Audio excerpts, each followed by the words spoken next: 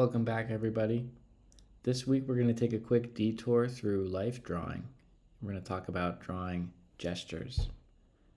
A gesture drawing is a quick, loose distillation of the motion of a pose, the feeling of the figure and how they relate to the ground beneath them.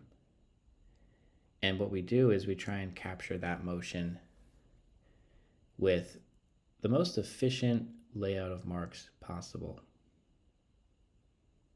So what I'm drawing here is not quite a stick figure, although it might look like that in the beginning. What I'm trying to do is make a summary of how my eye moves through the figure, from the top of the head all the way out through the bottom of the feet.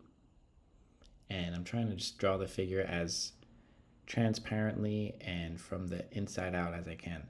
So whether I'm drawing the leg here or the torso, that relationship between the rib cage and the pelvis, it's stretching on the left side, more compressed on the right side.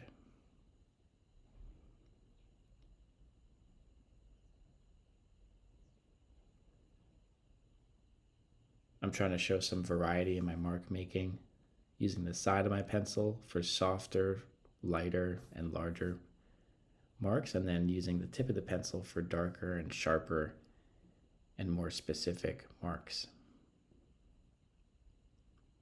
A gesture drawing can capture a lot of different things at once.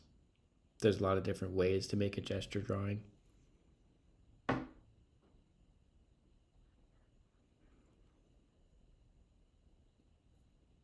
And the idea of what gesture drawing is not limited to figurative work. It doesn't have to be a person. It doesn't have to be a life drawing model doing some kind of a pose. Gesture is in every mark that we make. It's more about the idea of what your line represents. Because we're not trying to copy what we see. We're trying to translate it. And that distinction between copying and translating is at the core of what gesture drawing is.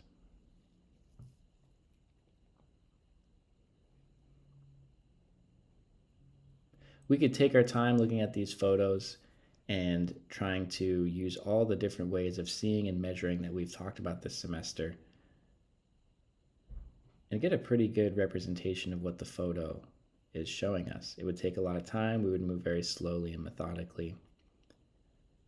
Gesture drawing is a totally different way of approaching drawing what you see, drawing from observation. It's a lot faster because you're trying to draw more efficiently. You're trying to make each mark represent as much as you can. And it's like a summary of not just what you see, but how you see it. A pose like this has lots of dynamic movement. And when I use the word movement, I'm not referring to the figure, because this is a static pose. Even though it's a photo, even if the figure was doing this pose in front of us, they wouldn't be moving. And then our drawing, when it's finished, our drawing doesn't move either. It's not an animation. It's a static 2D image. So the movement that we're talking about is the path of our vision through the figure. So think about how you can represent that with the kind of marks that you're making. You can see here on the legs, it'd be easy to just copy the basic outline of the contour of what the legs are doing, but what I'm trying to draw is how it feels to have your eyes pass through all of these forms. I'm thinking about which leg might be carrying more weight, how I can show that kind of gravity in the ball of the foot on this foot over here on the right side, how that weight gets compressed into that crease in the foot there. So you can have a sense of gravity, you can have a sense of speed and flow. This goes back to the beginning of the semester, but think about what a fast line looks like versus a slow line.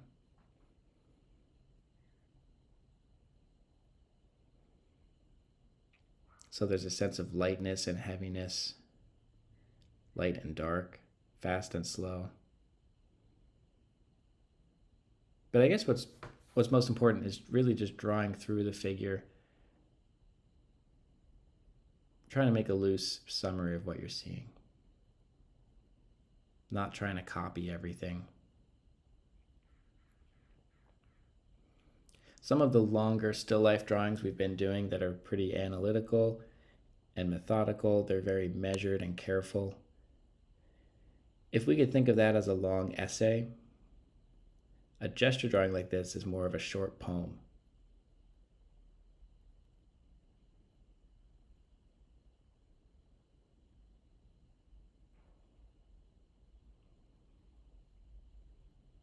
This first line is one of the most important. Take your time, don't rush through that first line. I'm drawing pretty light and soft here, but the first few lines tell us a lot about the figure, how they're relating to the ground beneath them, a sense of motion and balance or imbalance.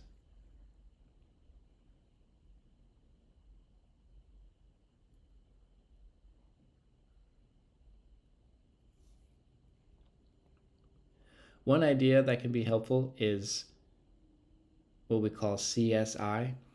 So I'm not referring to the TV show, but CSI as a way to simplify your lines. Every line that you draw will either be a curved line, which we could think of as a C curve, one long, subtle, smooth curve, or an S curve, which is really two C curves put together, or a straight line, which we could think of as the letter I. So think about CSI and how you can use those ideas to simplify what you're doing. It can be really easy to get caught up in all of the tiny little subtleties and complexities that you see on the surface. If you can summarize a whole leg or a whole foot or even the whole figure from the top of their head all the way through their feet meeting the ground, if you could simplify the figure into just a collection of those CSI lines, it's going to be easier to simplify what you see.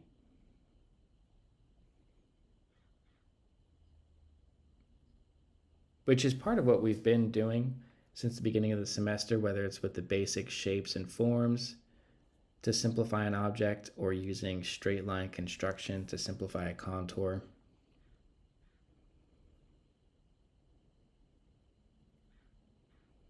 Simplifying what we see is one of the hardest things about drawing, and learning what not to draw. It takes practice too, and everyone's version of gesture drawing is uniquely their own. The more that you do this, not only the easier will it become, but the more you'll develop your own visual language.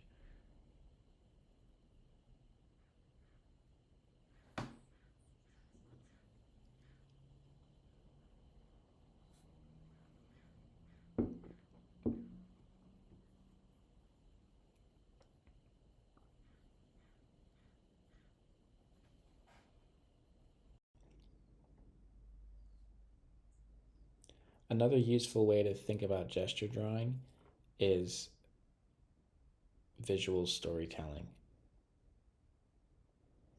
This kind of drawing tells us a story, even if it's a very simple story.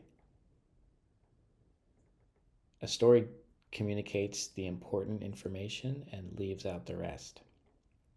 So if you think of your favorite movie or one of your favorite books,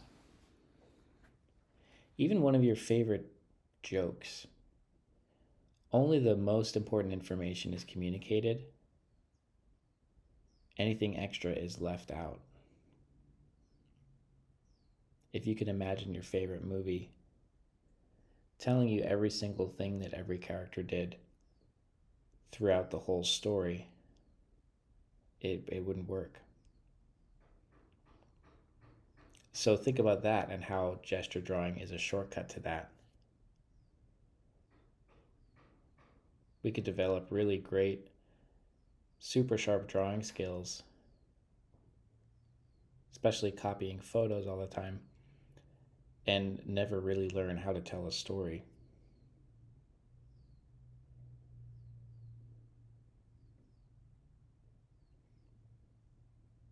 Having that sense of story is distilling the information and knowing what you want to communicate.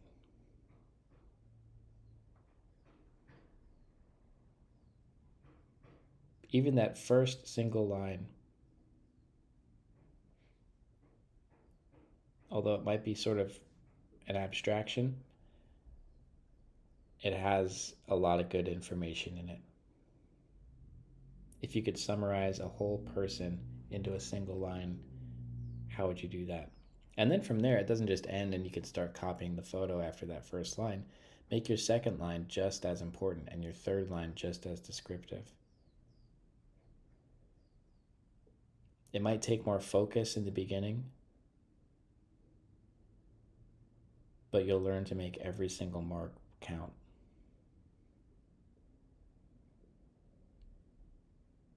You might also notice I'm not really erasing here. I'm just drawing really light. And as I make corrections, I'm just drawing on top of what was previously there. So I don't even really think of them as mistakes, because that first line that we drew is an abstraction. It doesn't actually exist on this figure.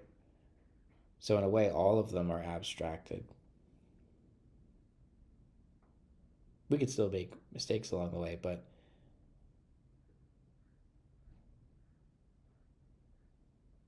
every line I make here is sort of a placeholder.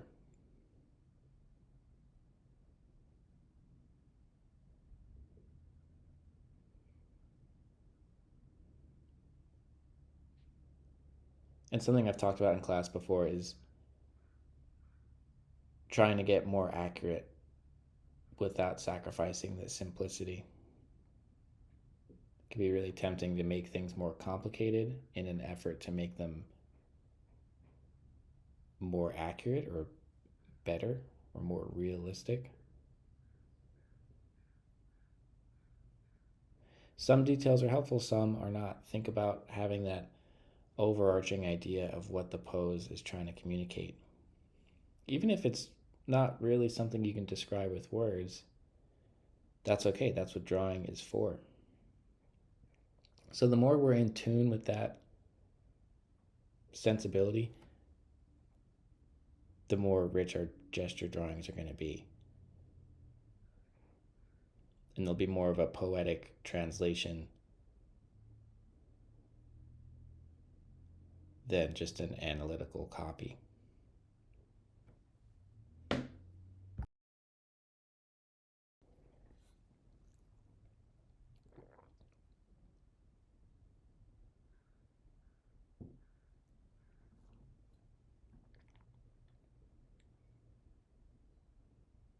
So I don't have a whole lot of rules here for gesture drawing, but some useful tips would be understanding the direction of the gaze of the person's head. So we worked on head construction recently, and knowing the direction that the head is tilted towards, the direction that they're looking, is not only a part of the gesture, but going to help you understand the anatomy of the figure and how that relates to the torso and the legs beneath it.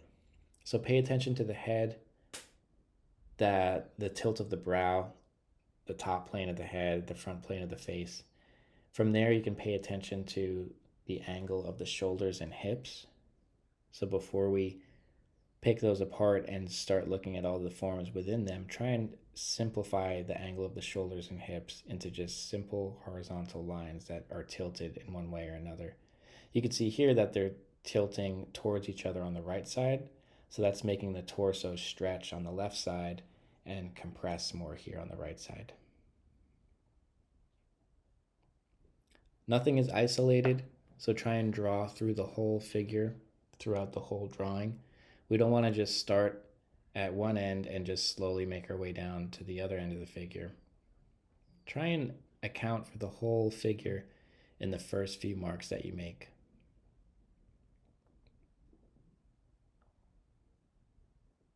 So for this one, I'm not going to just start drawing at the feet or at the hands and make my way through.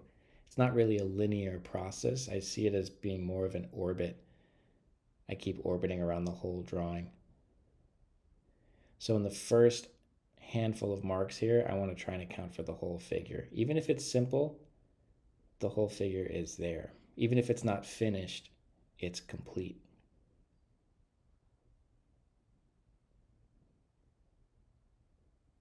This one's tricky with the shoulders really foreshortened, as well as being lifted up in the air. They're really close to each other.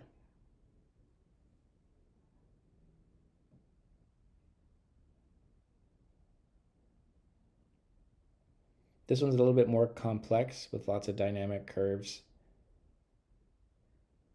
nested within each other. Some poses are really simple. It might be one long C curve. This has lots of S curves overlapping with the straight lines and the C curves like we talked about with the CSI idea.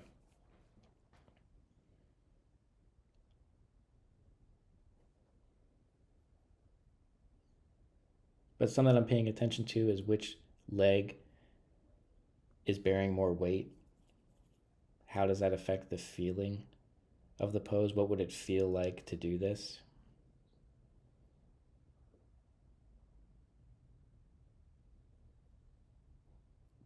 There's a lot of space between the pelvis and the rib cage. How that, even just the feeling of that feeling like a big breath of air. How can I communicate that with my line quality?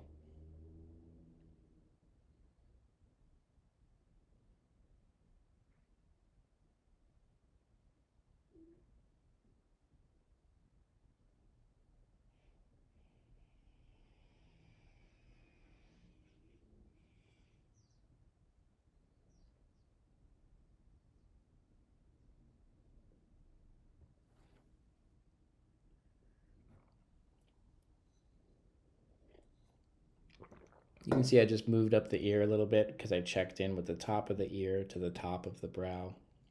So the tilt of the head makes the ear a little bit higher. That helps me understand the direction that the head is tilting. So in a way, I'm still using that measuring side of my brain.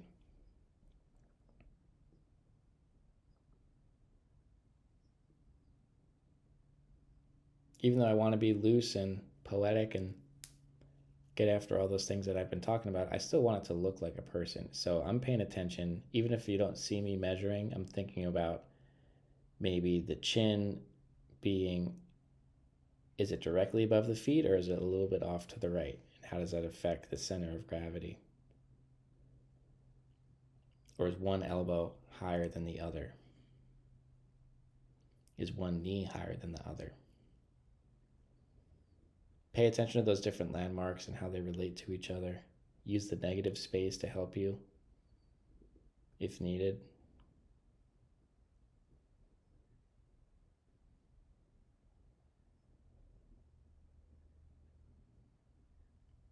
Sometimes I include the hair as a simple shape. Sometimes I don't. It just depends on if it helps the drawing.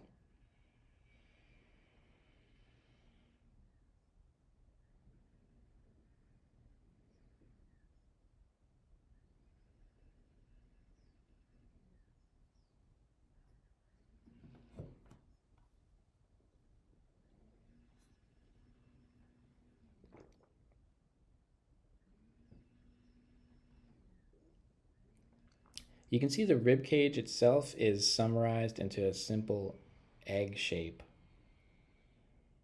And then the pelvis is, I'm trying to understand the angle of the hips, but also like how it's tilted forward or back. And then how those two shapes and forms relate to each other tells me a lot about what the torso as a whole is doing.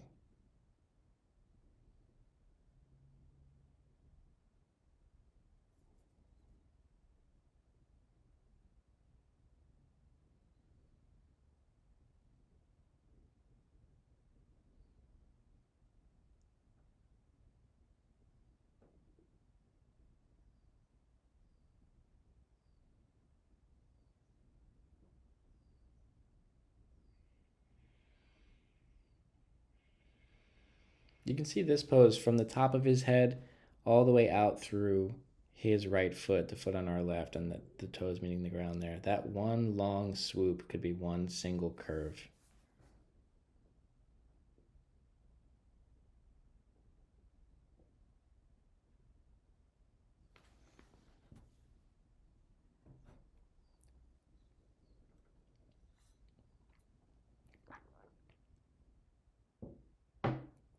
You can see on this one the pelvis taking on more of a boxy shape, having those front corners and side planes.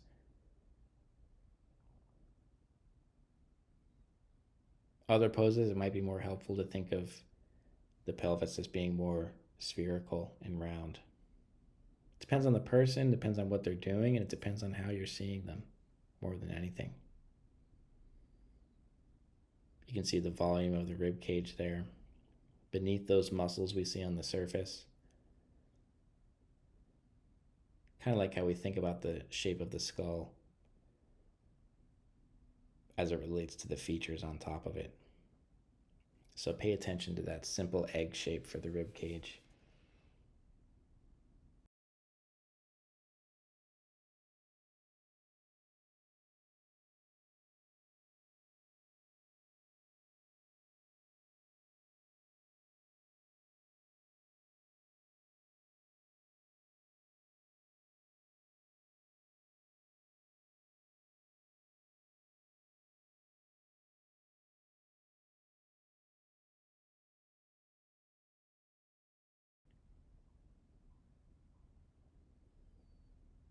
Another thing to pay attention to here is overlaps. Most of my drawings uh, in this session are drawn pretty transparently, like as if the figure is see-through, but towards at a certain point I start to pay attention to how these forms overlap and what's in front of what. You can see here I'm paying attention to the toes and how they're interacting with the ground. But just in a really simple way, thinking about if one form is overlapping with another, I want to show that clearly and be specific about it.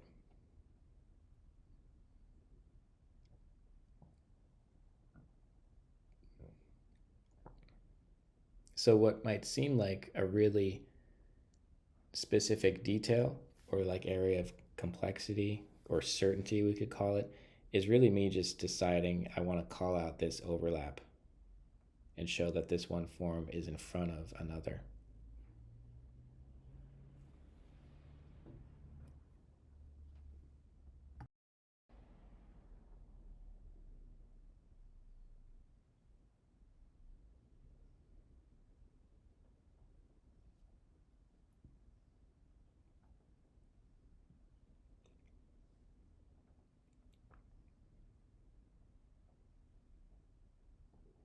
With this first action line here, it doesn't necessarily have to pass through any certain limbs or arms or legs. You can see that first curve that I made is actually kind of between the two legs. There's not like a certain leg that you have to draw through. Sometimes it's the leg bearing more weight. Sometimes it's clear that one leg is doing more work than the other. Here they're interacting in a pretty balanced way, but that summary of that motion still lands somewhere between where they're meeting the floor. At least that's how I saw it. There's really no right or wrong answer there.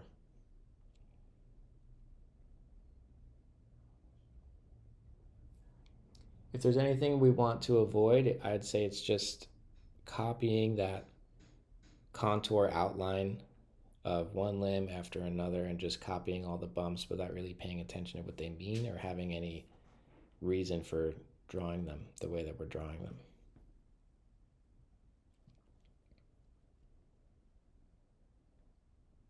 So I'm still paying attention to the rib cage as that egg shape relating to that boxier shape of the pelvis beneath it, even though there's going to be more forms and muscles and overlaps laid on top of that.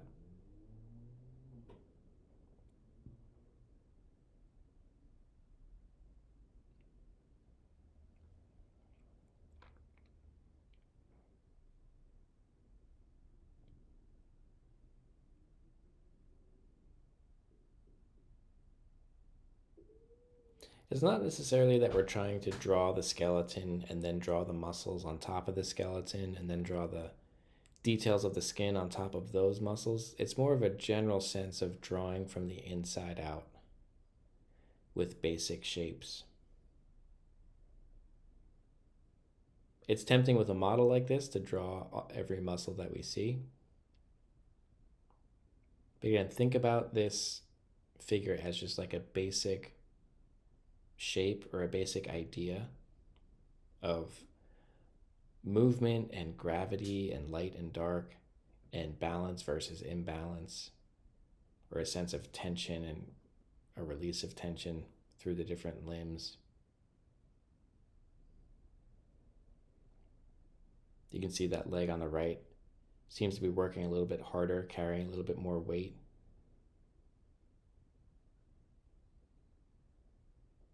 The hand above that on the right side here also seems to be really tense. It's a really dynamic pose for the hand. So we can try and capture that in the way that it looks, but we can also try and capture that in the way that it feels to look at it, the way we can draw it and using our lines.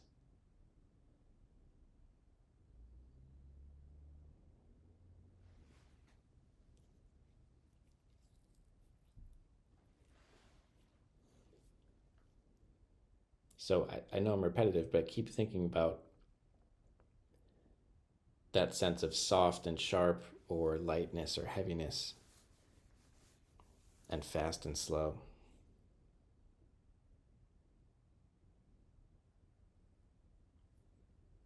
And if it helps, pause and just look at the figure and pay attention to how your vision moves through the figure.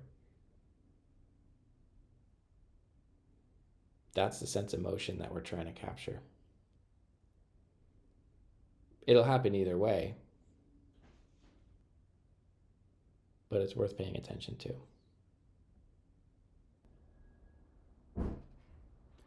Another landmark that we can look at here is coming, that muscle from behind the ear connects down between the two collarbones at the top of the sternum.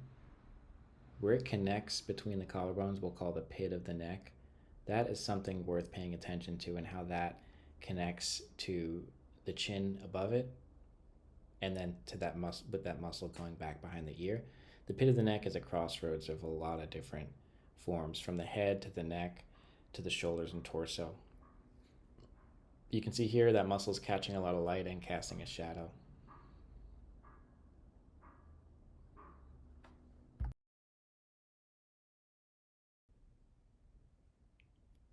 So time is always going to be a limited resource, especially with gesture drawing. 5 or 10 minutes is more than enough time for these. We're not trying to make a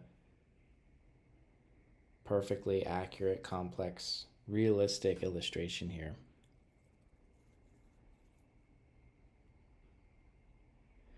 But so not having enough time, we don't want to be rushing, because when we rush, we'll make mistakes.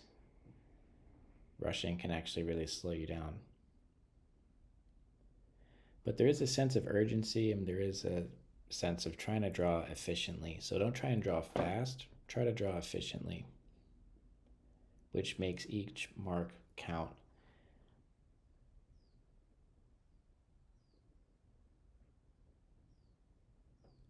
So this video is a little bit sped up, but sometimes I'll actually draw pretty slowly because I'm making each mark count.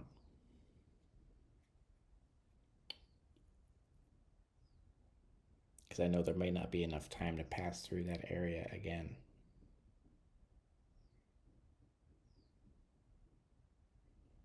So it might seem loose, but it's not careless. Every line is really, really thoughtful. Looseness doesn't necessarily mean carelessness. So pay attention to each mark that you make, how the pencil feels dragging it across the paper, and what kind of line or shape you're trying to articulate. You can see here again that separation of the rib cage and the pelvis and how the spine acts as a landmark on its own to connect the two.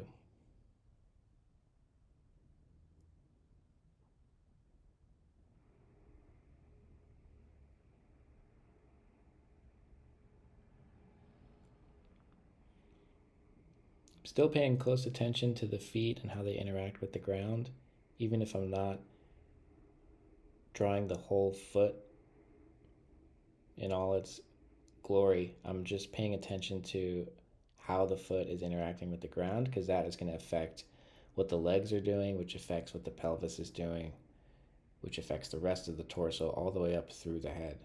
So the way the toes interact with the ground, how the ball of the foot versus the heel might be touching the ground or carrying more weight, is all worth paying attention to. Doesn't mean draw every single toe from the beginning. Just pay attention to that line of the foot ground connection or relationship. Similar to the rib cage, I'll use like a small little oval or egg shape to simplify the ball of the foot. And then I think of the heel as more of a cone shape, connecting up to the Achilles tendon.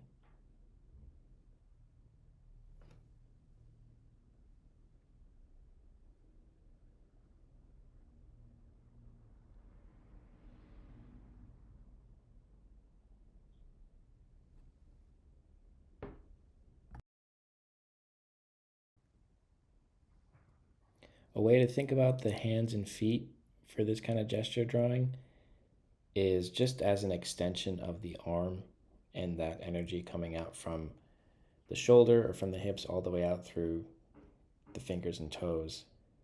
I try to draw the hands and feet as if the model had mittens or socks on, at least to start, and grouping the fingers together and only articulating the differences in the fingers or the separateness of the fingers if it's useful for the drawing. Otherwise, we don't have to get overly complicated in there, and sometimes getting too complex in the hands or feet can really just take away from that sense of flow and movement.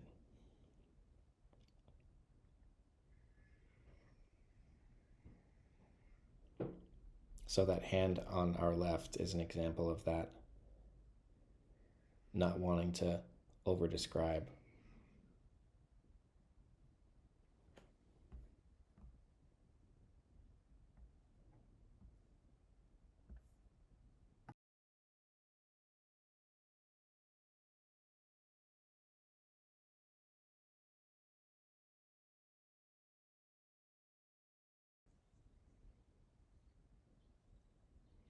This pose is also pretty complex. So I'm starting out with the simplest idea that I can, that long C curve to start with, and then understanding how the head is tilted, looking down, and the arms kind of lead us back to what the feet are doing. So as complex as it is, there is lots of great movement to try to describe here.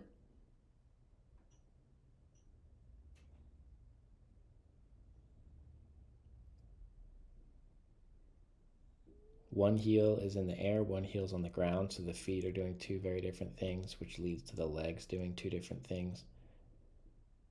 One knee is more open, one is closed. And then that is also going to affect the pelvis, and then the rib cage is tilted over and kind of foreshortened, which makes it a little tricky. But we can use that muscle again going from behind the ear down to the pit of the neck there. That sternocleidomastoid muscle, it acts as a almost like an arrow showing the direction of the head and through the torso.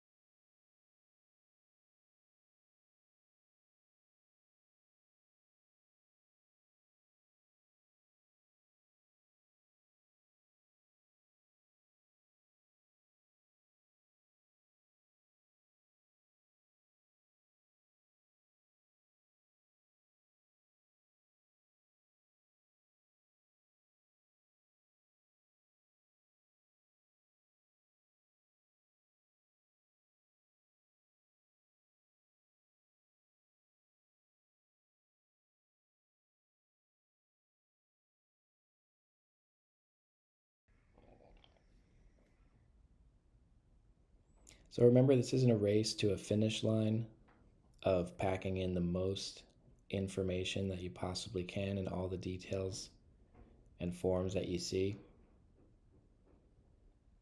Keep trying to distill what you're seeing, just boiling it down to its most essential parts.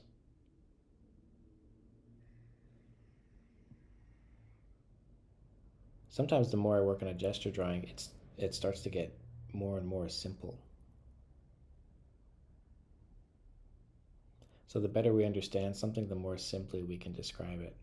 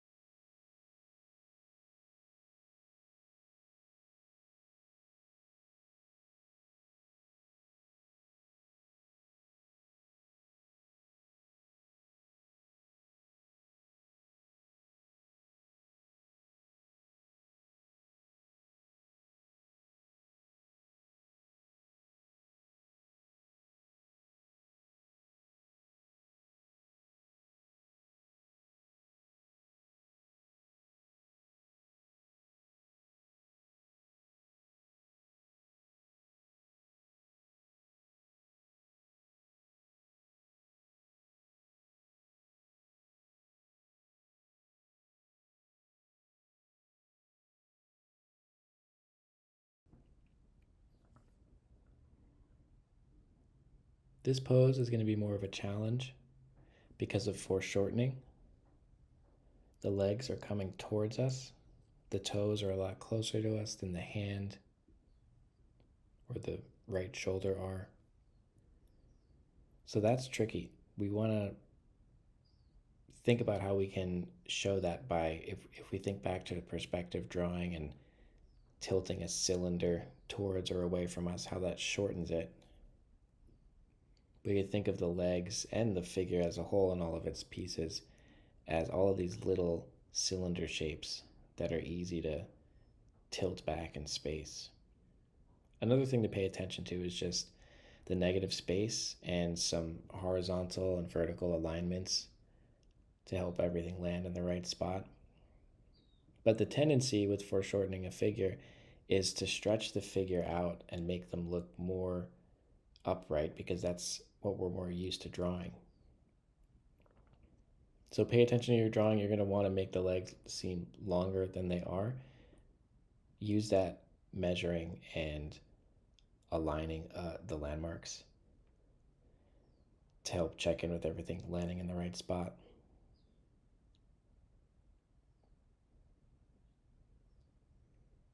This knee on the lower leg is going to seem really close to the pelvis because of how foreshortened it is.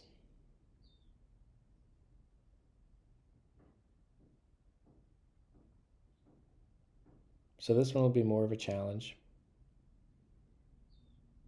but it's still worth practicing.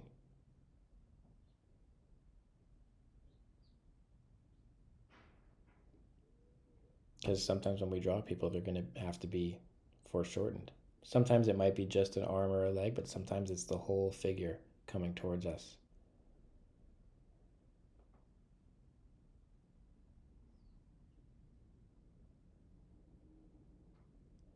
There's also a twist in this pose, so think about how the rib cage is turning out to the left, but the pelvis is still facing towards us. And those two main forms of the torso twisting towards or away from each other tells us a lot about the direction of the shoulders versus the direction of the hips.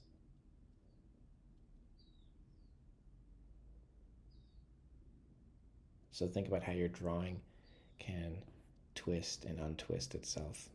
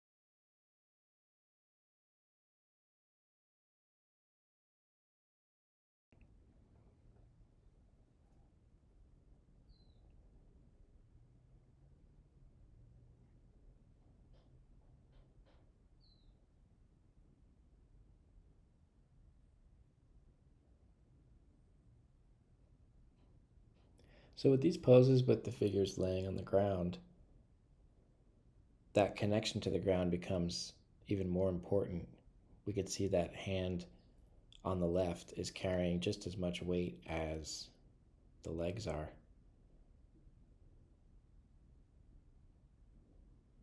So when we think about that sense of gravity and compression, that connection from that hand to the ground becomes really important.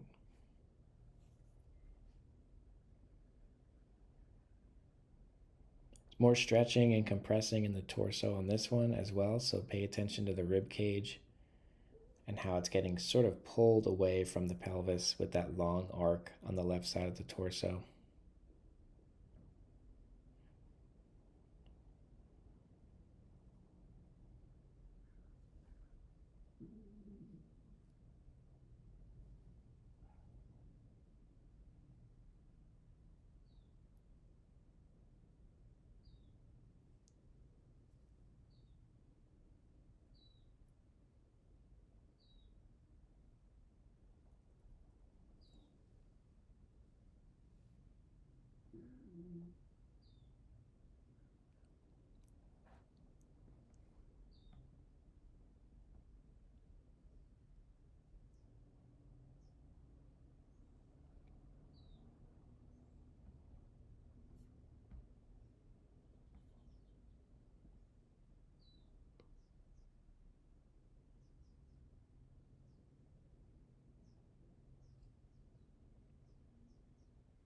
Even though we can't see that whole arm, it's important that we understand how that hand and wrist relate to that shoulder.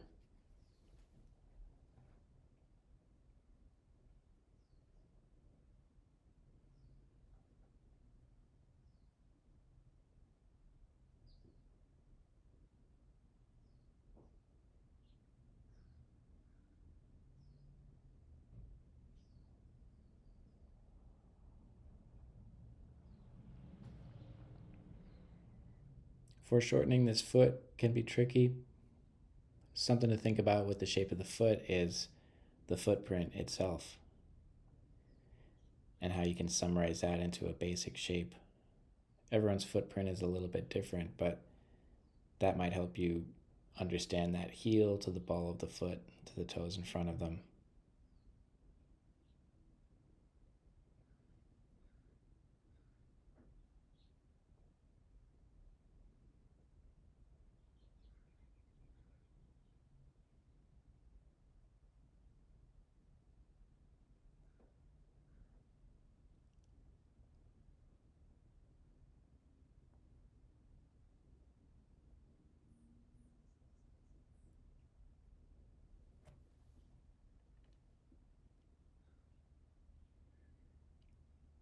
So this is the last drawing of the demo.